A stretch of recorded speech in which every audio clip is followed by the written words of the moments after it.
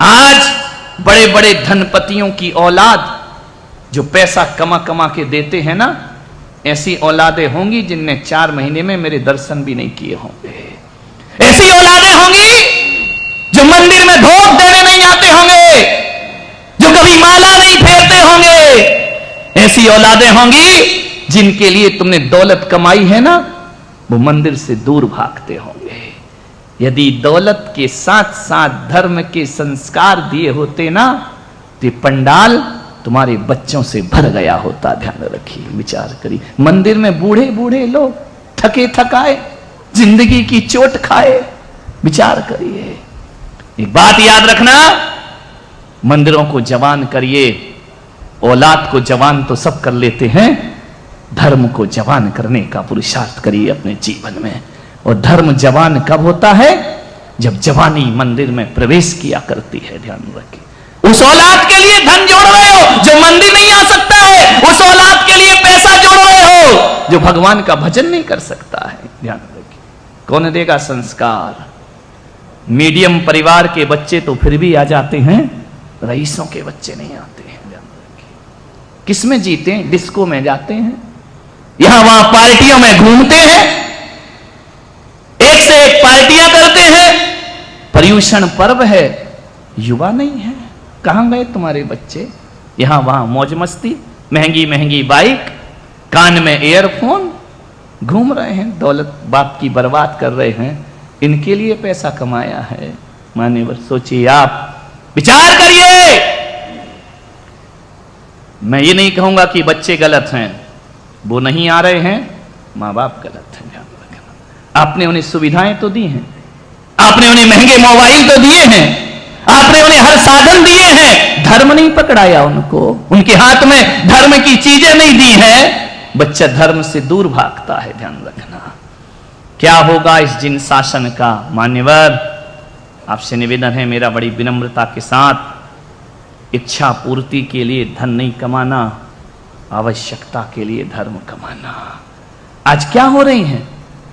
आवश्यकताएं कम हो रही है, इच्छा पूर्ति ज्यादा हो रही है। मैं जहां तक मैं सोचता हूं, रसोई घर के डिब्बे कम हो रहे हैं, बाथरूमों की शीशियां बढ़ रही हैं। विचार करिए, धन से, पैसा से। क्यों रसोई घर के डिब्बे कम है? क्या करें? घी नहीं खा सकते, कोलेस्ट्रॉल बढ़ रहा है, एक डिब्बा कम हो गया। ध्यान रखना। सोचना है, ज्यादा मिर्च मसाला नहीं खा सकते, क्यों? बीपी हाई हो रहा है, रख दो। शक्कर नहीं खा सकता, क्यों? शुगर हो रही है। क्या करें? विचार करिए। रसोई के डिब्बे कम हो रहे हैं, बाथरूमों के बढ़ रहे हैं। ऐसी महंगी महंगी शीशियां तुम्हारे बाथरूम में जाके देखना, ऐसा लगा है, ऐसा मजमा लगा रहता है, ऐसा लगता है ये बाथरूम है। या ये वाला प्रवचन नहीं करना? अच्छा, मैं समझा ये वाला मत बोलो। बाथरूम में देखो इतनी शीशियां, क्या क्या आता है?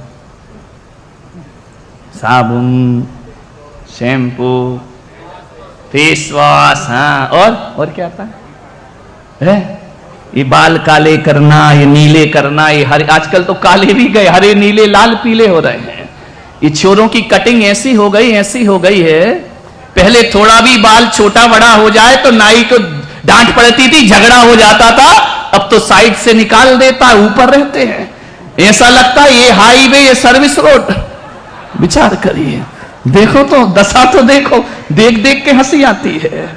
कपड़े ऐसे पहने फटे पुराने, वो जीन्स फटी, बोले जितनी फटी उतनी महंगी। धत तेरे की जिंदगी। इच्छाएं बढ़ रही हैं, आवश्यकताएं। कपड़े पहले पहने जाते थे तन ढकने के लिए, और आज कपड़े पहने जाते हैं तन दिखाने के लिए। विचार करिए कहां जा रहा है, हम किस मोड़ पे आके खड़े हो गए हैं। एक बात याद रखना, हमारे शास्त्रों में कहा है, यदि पूजन की धोती में थोड़ा सा भी कट लग जाए, उस धोती को अखंडित नहीं माना जाता है, उसे छोड़ दिया जाता है। ध्यान रखना, फटे कपड़े पहनेंगे दरिद्रता आएगी, अच्छे कपड़े पहनेंगे संपन्नता झलकेगी। कैसा जमाना हो गया है, विचार करो। उनके बाल देखो तो हंसी आती है। और आजकल हो क्या रहा है, विचार करो। कहा जाता है महिलाओं से कि बाल बढ़ाना, नाखून कटाना। क्या हो रहा जमाना है? नाखून बढ़ा रहे हैं, बाल बाहरी उल्टी बुद्धि, बिल्कुल विपरीत ही चलना है। क्या सोचना है, विचार करना है आपको। क्या जमाना आ गया है, खाने की सब्जी फुटपाथ पे मिलती है। फुटपाथ पे ठेले में मैं रोज देखता हूं, यहां से निकलता हूं, फल मिल रहे हैं, फ्रूट्स मिल रहे हैं, और बाजू में वो भूतनाथ पानी पूरी। हाँ, तेरा तो पूरा व्रत भंग हो रहा है। विचार करिए, खाने के सामान चौराहों पर है, फुटपाथ में है। जमान मती तो देखो कैसी मारी गई। जो पेट के अंदर जाना है वो फुटपाथ पे रखा है, पहनने की चप्पल शोरूम में रखी है। चप्पलें कहां मिलती हैं? बहुत सुंदर कांच का शोरूम है, ऊंची हील की चप्पल रखी हुई है, चप्पल महारानी उच्चासन पे, और खाने का पानी पूरी और पानी फुटपाथ पे। क्या जमाना आ गया। पहले के लोग क्या होते थे, भोजन घर में करते थे और शुद्धि करने बाहर जाते थे। अब तुम ढाबे में खाते हो, समझ गए क्या, करने घर में आते हो। बाहरी दशा घर नहीं, वो शौचालय हो गया तुम्हारा, सुलभ कॉम्प्लेक्स। विचार करिए, सोचना है आपको, कैसा जमाना बदल दिया है। पेट भरने का चावल 100 रुपए किलो है, और मोबाइल की सिम 10 रुपए में मिल जाती है। कहां जाएगा ये देश? हम अपने देश को कहां ले जाकर के खड़ा कर रहे हैं, विचार करना है। एक बार सोचना है, इच्छाओं की पूर्ति में 1/4 पैसा 3/4 पैसा लगता है, आवश्यकता की पूर्ति 1/4 से हो जाती है। 4 आने से जिंदगी गुजर सकती है अच्छे से, लेकिन आदमी जो जरूरी है उस पे 4 आने दे रहा है, जो गैर जरूरी है उसमें 75 पैसे खर्च कर रहा। क्या होगा? गाड़ी है, चमचमाती होना चाहिए और अच्छी होना चाहिए, और विचार करिए आप, कहां जाएगी ये युवा पीढ़ी आगे जाकर के। आपसे मैं यही निवेदन कर रहा हूं, आदमी के चेहरे की चमक उड़ रही है, महिलाओं की बढ़ रही है। उसकी इसलिए उड़ रही कि बेचारा कमा कमा के 1-1 किलो लिपस्टिक लाके परेशान है। कहां से लेकर के आए बेचारा? 2 जीन्स में 6 महीना गुजार देता है, और जीन्स तो ऐसी होती कि नई भी धो तो चले, है ना, कितना भी मैल लग जाए चलते रहेगा। विचार करना है आपको, सोचना है। एक बात, धन का हम उपयोग कहां कर रहे हैं अपने जीवन में? बिन दान श्रावक साधु दोनों लहे नाही बोधि को। दान होना चाहिए जीवन में, धर्म की राह में पैसा लगना चाहिए। एक सेठ था, मेरे प्रवचन में आता था, सबसे पीछे बैठता था, बहुत पैसा था उसके पास, सबसे लास्ट में बैठता था। 10 लक्षण पर्व में आया, 8 दिन तक पीछे बैठा, किसी ने पूछा ही नहीं कि सेठ जी आगे आओ बैठो। उसने कहा यार ये सब पैसे वाले तो स्टेज पे चढ़ रहे हैं, मुझे कोई बुलाता नहीं, अब तुझे बुलाएं काहे को? कोई बात, वो तो नियम है भाई, जो जिसमें फूल लगेंगे उसमें ही पानी डालेंगे, जिसमें नागफड़ी को कौन सींचेगा? ध्यान रखिए, गुलाब को ही सींचा जाता है ना। वो आया मेरे पास, बोले महाराज आप भी धनपतियों का सम्मान करते हो, आप भी धनपतियों का नाम लेते हो, गरीबों का तो नाम ही नहीं लेते हो। मैंने कहा नहीं, मैं तो भगवान के अलावा किसी का नाम नहीं लेता ईमानदारी से। बोले नहीं, मंच पे आप बुलाते हो, जो दान करता है उसको माला पहनाते हो, उसके तालियां बजती हैं, उसको मोमेंटो देते हो। मैं 8 दिन हो गए, मुझे नहीं पूछा। मैंने कहा पूछूंगा भी नहीं।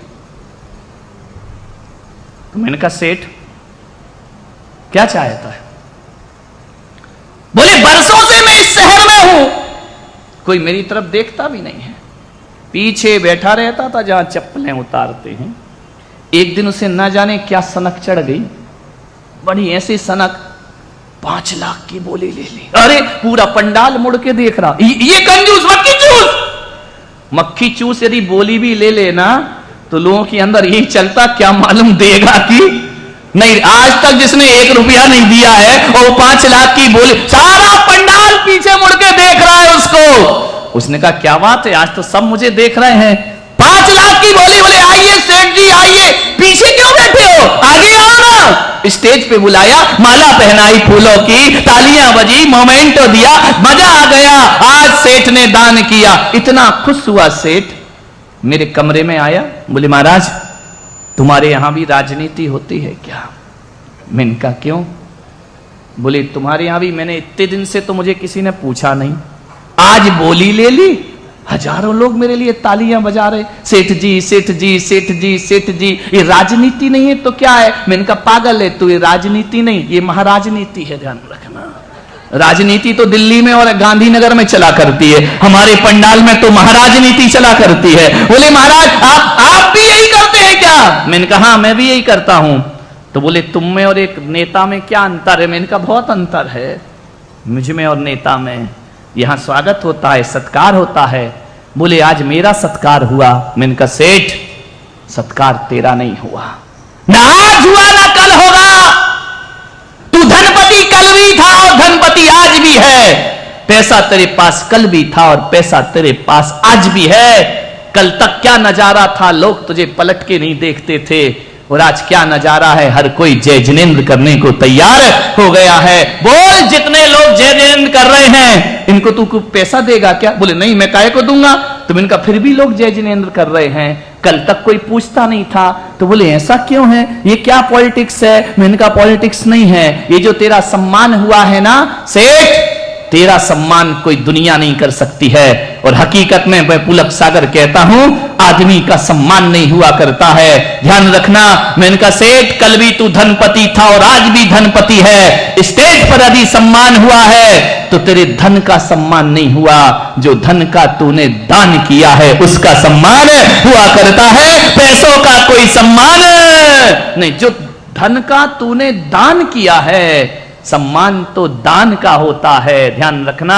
दान दे मन हरस विशेष, यह भाव जस पर भाव सुख।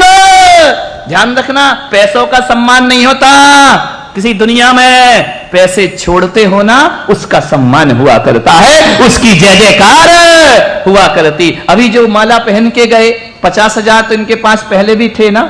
नहीं थे? मैं बुलाता क्या तुमको? अपने घर में करोड़ों भी रखो तो कौन पूछता है, लेकिन जब उस करोड़ों में से थोड़ा दिया जाता है तो स्वर्ग के देवता भी उसको प्रणाम किया करते हैं। हमारे यहां जोड़ने का सम्मान नहीं होता, हमारे यहां छोड़ने का सम्मान हुआ। छोड़ने की कीमत है, त्यागियों का सम्मान है, ये दानियों का सम्मान है, ये जोड़ने वालों का सम्मान नहीं है। जोड़ जोड़ कर मर जाओ, कितने होंगे करोड़पति जिंदगी में दान नहीं देते, कौन पूछता है उनको? दान दे मन हर्ष विशेष, हर्ष के साथ दान दीजिए। थोड़ा सा भी दिया हुआ तर जाया करता है। मन में श्रद्धा भक्ति लेकर जो तू दान करेगा, और ऊपर वाला तेरा खजाना रातों रात भरेगा। ऊपर वाला तेरा खजाना रातों रात भरेगा। लगे कांपने हाथ, बता तू देना कब सीखेगा। जोड़ना ही जोड़ना सीखा, बटोरना ही बटोरना। मेरा तो मेरा, पड़ोसी का भी मेरा, उसका भी मेरा, बस चले तो मंदिर का भी मेरा। ध्यान रखना। लगे कांपने हाथ, बता तू देना कब सीखेगा। रोज वो तेरी लेन देन की खाता वही लिखेगा। और कैसे भुना सकेगा रे पगले, कैसे भुना सकेगा रे पगले, जब जमा ही कुछ न करेगा। ऊपर वाला तेरा खजाना रातों रात भरेगा। चंदन वाला के पास हीरे मोती होते ना, तो कोई पुलक सागर उसका प्रवचन में सम्मान से नाम नहीं ले रहा होता।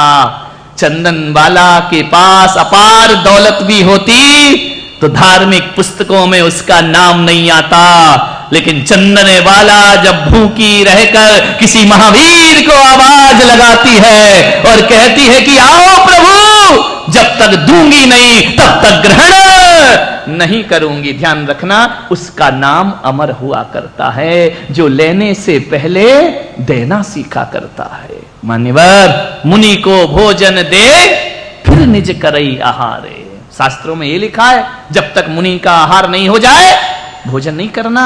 हमारे यहां तो नाश्ता करके आते हैं लोग, खा पी के चलो, हे स्वामी मन शुद्धि वचन शुद्धि, चल बड़ा पाव खा के आया, मन शुद्धि कर गया है। ध्यान रखना, विचार करना, जब तक मुनि का आहार ना हो जाए श्रावक भोजन नहीं करता है। ध्यान रखिए, कैसे अभागे घर हैं कि आपके यहां मुनि आए और आपके दरवाजे बंद हो, आपके शहर में मुनि आए, आपके घर उनके चरण ना पड़े।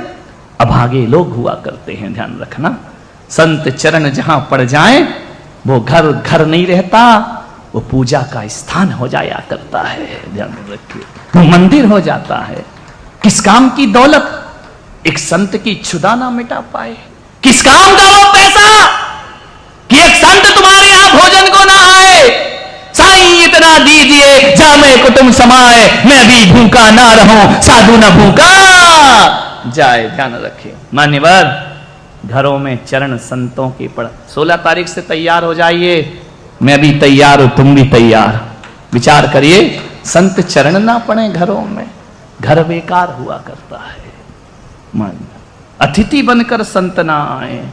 एक बात याद रखना, कामी भोगी को कितना भी खिला देना, ये आ रहा ना, अभी पारना होगी, इनको खिलाओगे, खाओ लोगों को। ध्यान रखिए मान्यवर, असली पारना वो नहीं होती कि समाज आके खा के चली जाए।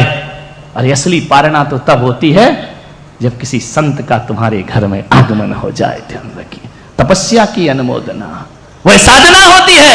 नहीं रिश्तेदार बुलाएंगे, यहां वहां के बुलाएंगे, क्या होगा? आचार्य पद्मनंदी महाराज पद्मनंदी पंचविंशतिका में लिखते हैं कि पूरी समाज को भोजन कराओ, उसमें वो आनंद नहीं आता।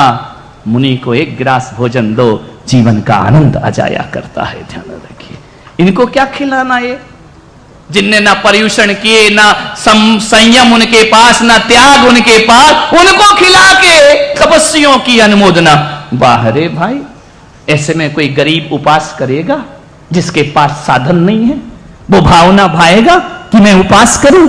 उपास करने का मतलब 2.5-3 लाख रुपए खर्च करना, ये त्याग की अनुमोदना है। ऐसे में तो मेरे धर्म में तपस्वियों की संख्या कम हो जाएगी। हर किसी का सामर्थ्य नहीं होता मेरे भाई। धनपति हो, अपने धन का ज्यादा दिखावा मत करो, ज्यादा रईसी मत दिखाओ। ध्यान रखिए, चरित्र की अनुमोदना करो। विचार करना है आपको, ये कहां की परंपरा है, कैसी खोटी परंपरा है। कोई उपास कर रहा है, तुम खाने जा रहे हो। समाज में मृत्यु भोज बंद हो गया है, समाज में ये भोज भी बंद होना चाहिए। ध्यान रखना, कोई गरीब कैसे उपास करेगा? क्या वो धर्म की साधना नहीं कर सकता? धर्म की तपस्या नहीं कर सकता? इतनी ही दौलत है तो किसी जिनालय में लगा दो, किसी गरीब को लगा दो। विचार करना है आपको, सोचना है। क्या मत शादी में खिलाओ, जन्मदिन में खिलाओ, उपवास में खिलाओ।